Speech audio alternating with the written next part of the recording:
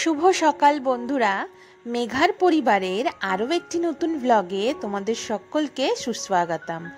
নতুন সকাল, নতুন দিন, নতুন ব্লগের সাথে আবারও চলে এসেছি তোমাদের মাঝে।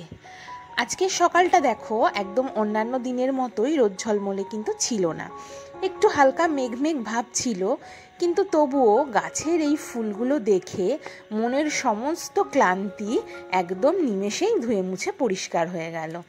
কেন জানি না, গাছের এই ফুলগুলো দেখলে সকালবেলা সারাদিনের যে কাজের এনার্জি সেটা যেন ফুলপ্রুফ হয়ে যায়, আর মনে হয় যে নতুন উদ্যমে নতুন দিনের নতুন করে কাজ শুরু করি।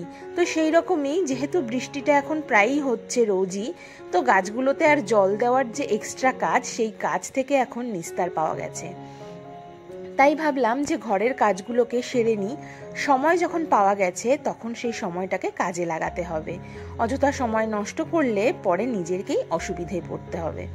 যেহেতু হেল্পিং হ্যান্ড নেই, তোমাদের সাথে আমি আগেই বলেছি, তো সেই কারণেই যখন আমি ঘর ঝাড় দিই তখনই একেবারে গ্রিলগুলোকেও একেবারে ঝাড়ু দিয়ে নিই। তাহলে প্রত্যেক দিনের ঝাড়ু দেওয়ার সাথে সাথে ধুলো নোংরাটা সেইভাবে জমে না। আর আজ সকালের টিফিনে একদম একটু অন্যরকম তরকারি করছি, সেটা তোমাদের সাথে শেয়ার করছি। সামান্য একটু সাদা তেল দিয়ে, খানিকটা সর্ষে এবং কারি পাতা ফোড়ন দিয়ে, অল্প একটু আদা আর কাঁচা লঙ্কা তেলের ওপর দিয়ে যখন ভালো করে ফোড়নটা ফুটে যাবে, তখন তার মধ্যে আলু টুকরো করে রাখাগুলো দিয়ে দিলাম। এরপর সামান্য নুন দিয়ে আলুটাকে খুব ভালো করে যেমন তরকারি করে তেমনভাবেই তরকারি করে ঢাকা চাপা দিয়ে একটু নাড়তে হবে। তারপর পরিমাণ মতো জল ঢেলে দিয়ে আবার ভালো করে ফুটতে দিতে হবে। আর নামানোর আগে সামান্য চিনি দিয়ে নামিয়ে নিলেই কিন্তু সাদা আলুর তরকারি একদম রেডি। লুচি পরোটার সাথে এই তরকারি কিন্তু আমাদের বাড়িতে ভীষণ ভালো চলে, কিন্তু আজ রুটি হচ্ছে, তো ভাবলাম রুটির সাথেই এটা হয়ে যাক। অনেক দিন এরকম তরকারি খাওয়া হয় না।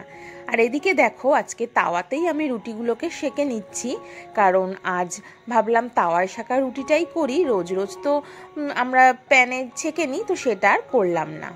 আর এদিকে তরকারিও কিন্তু প্রায় হয়ে এসেছে, এবার নামিয়ে নিয়ে খাওয়ার পালা। তো টিফিন করে নেওয়ার পরে এদিকে মা এসছে রান্নার কাজে, আর আমি ভাবলাম সেই সুযোগে অন্যান্য কাজগুলো সেরে নিই। মুগ ডাল হচ্ছে ডাঁটা দিয়ে, আর এদিকে হচ্ছে একটা নিরামিষ পাঁচমিশেলি তরকারি।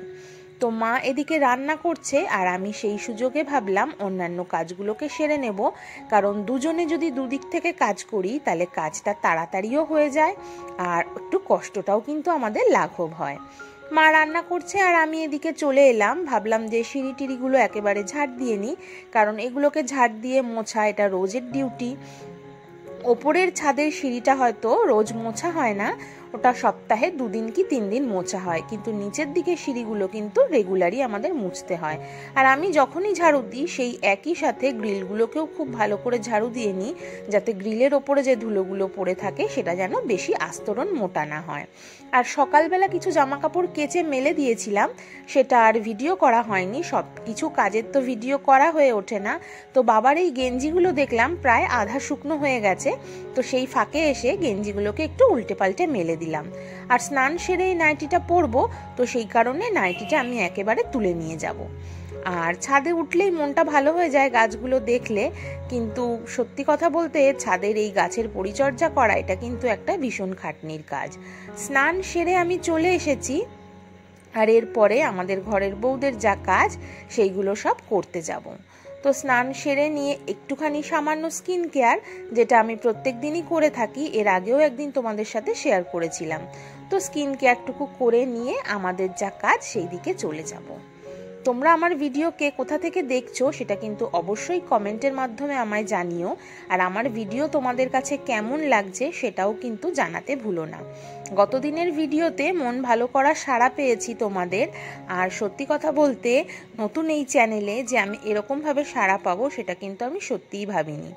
আর যারা আমার ভিডিও দেখছো কিন্তু সাবস্ক্রাইব করছো না বা করতে ভুলে যাচ্ছ, তারা প্লিজ একটু মনে করে চ্যানেলটাকে সাবস্ক্রাইব করে আমায় একটু সাপোর্ট করো, আমার পরবর্তী ভিডিওর নোটিফিকেশান সবার আগে পাওয়ার জন্য। আর ভিডিওর কোনো অংশ যদি তোমাদের কোথাও ভালো লেগে থাকে তাহলে কিন্তু ভিডিওতে একটা লাইক দিতে একদমই ভুলো না। তোমাদের একটা লাইক কিন্তু আমার ভিডিওতে একটা শেয়ারের কাজ করে। আজকে ঠাকুরের জায়গাটা খুব ভালো করে একটু ডিপ ক্লিন করব। কারণ অনেক দিন হয়ে গেছে ঠাকুরের এই জায়গার এই র্যাকটাকে ভালো করে পরিষ্কার করা হচ্ছিল না। ফুল মিষ্টি যাই আনা হয় প্লাস্টিকগুলো রেখে রেখে জড়ো হয়ে গেছিলো।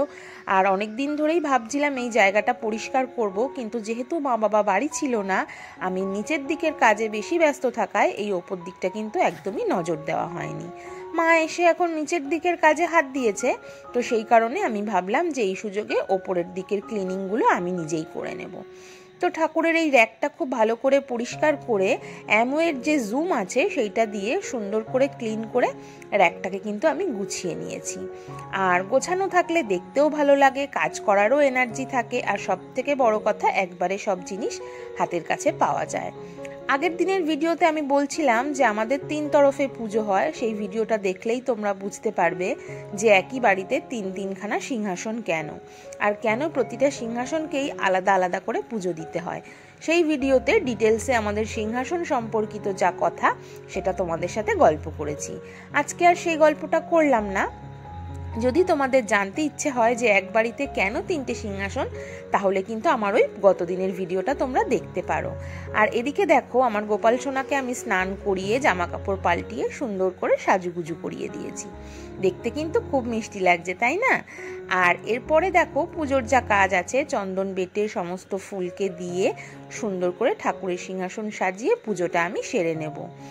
যেহেতু কাজ এখন দুজনে মিলে ভাগ করে করছি, সেই কারণে দুজন দুদিকে কাজ করলে সময়ও কিন্তু বেশ অনেকটা পাওয়া যায়। তো সেই কারণেই কাজগুলো এইভাবেই করে নেওয়ার চেষ্টা করি। ঘরের গাছের ফুল দিয়ে পুজো দিতে ভীষণই ভালো লাগে। আর প্রচুর টগর ফুল আমাদের গাছে পাওয়া যায়, সকালবেলায় ফোটে।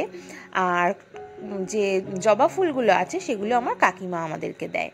তো দেখো, সিংহাসনের কাজ সেরে গুছিয়ে পুজো দিয়ে এসেছি নিচের ঘরে। সোফাগুলো লন্ডভন্ড হয়ে আছে, আর প্রত্যেক দিনই এই সোফাগুলো অন্তত 25 থেকে 30 বার আমাদের গোছাতে হয়। বাড়িতে কোনো ছোট সদস্য বা বাচ্চা না থাকলেও 5-5টা জলদস্যু আছে, যাদের কারণে আমাদের এই গোছানো সোফাটা কখনোই সুন্দর করে গোছানো থাকে না। যতবারই কষ্ট করে গোছানো হয় ততবারই কিন্তু আগোছালো হয়ে যায়। আর সব কিছু জেনেও একটু পরিপাটি থাকার জন্য বারবারই আমাদের একই কাজ করতে হয়। মাঝে মধ্যে মনে হয় যে এই সোফা গোছানোর জন্য যদি একটা লোক রাখা যেত তাহলে কিন্তু সবচেয়ে ভালো হতো। কারণ সারাদিনে 25 থেকে 30 বার একই কাজ করতে কার ভালো লাগে বলো? কিন্তু কিছু করার নেই। আর এই যে সুন্দর করে আমি সোফাটা গুছালাম, সেই সোফাটাকে 1 মিনিটের মধ্যে কিভাবে লন্ডভন্ড করে দেওয়া হয় তার নিনজা টেকনিক তোমাদের সাথে আমি শেয়ার করছি। আর তোমরাও যদি এরকমভাবে গোছানো কাজকে আগোছালো করতে চাও, তাহলে আমাদের কাছ থেকে 2-3টে হায়ার করে নিয়ে যেতে পারো। যাই হোক, জোকস অ্যাপার্ট, আজকের ভিডিওটা আর লেন্দি করব না। ওদের এটা খেলার সময়, এরকম কাজই করার সময়, সেই জন্য বিরক্ত না হয়ে আমরা আমাদের কাজ করি, ওরা ওদের কাজ করুক। সকলেরই সুন্দরভাবে বাঁচার অধিকার আছে। আজকে ভিডিওটা এখানেই শেষ করলাম। ভালো থেকো।